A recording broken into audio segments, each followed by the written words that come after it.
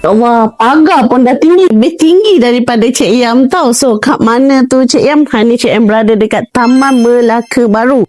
Unit ni, pagar dah tinggi. Nak sedia baju orang dah tak nampak. Yang best ni, you ada anak-anak dekat sana tu nampak. Jalan kaki tak sampai 5 minit dah sampai dah dekat Padang. Unit keluasan 20 kali 60, 1,200. Bestnya, fully time. Masuk dalam rumah semua mozaik dah siap. 3 bilik. 1 bilik mandi, 1 tandas. Dan parking pun tak susah. Dalam kapos boleh parking. Depan kapos boleh parking. Ruang sana pun boleh parking. So tak payah nak gaduh-gaduh pasal parking. Macam biasa, jom Cik Yam tunjuk dalam rumah.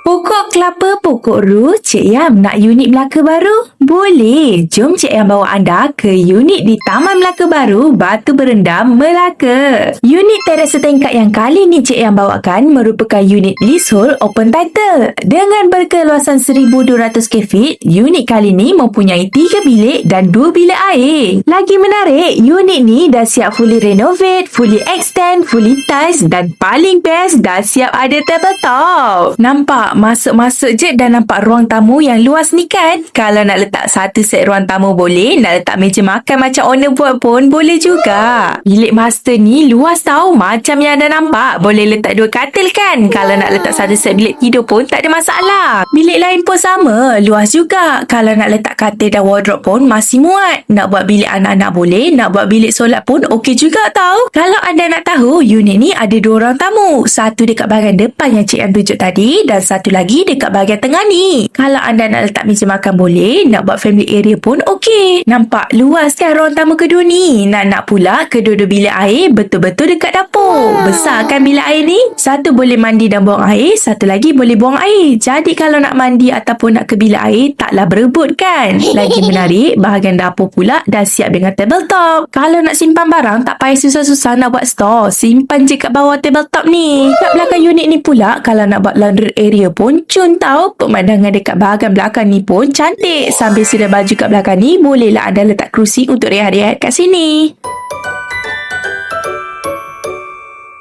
Tada! Bestnya unit kali ni. Orang kalau beli rumah nak tengok depan, nak tengok belakang. Depan Cik Yam dah tunjuk, sekarang kita tengok belakang. Bestnya rumah ni belakang tak ada rumah lain. You all boleh tengok jiran-jiran. Ada yang buat tempat sedai baju. You all boleh buat healing-healing kat sini. Tengok rumput hijau dah cantik. Rumah dah fully reno. Semua dah ada. Masuk rumah bawa bini dengan anak je. Dah tak payah dah nak sibuk-sibuk reno. So siapa yang cari rumah area bandar, jangan lupa cari Cik Yam. Dan jangan lupa paling penting komen dan subscribe. You all dapat notification. Jom Cik Yam buat ke next video selepas ni. Bye.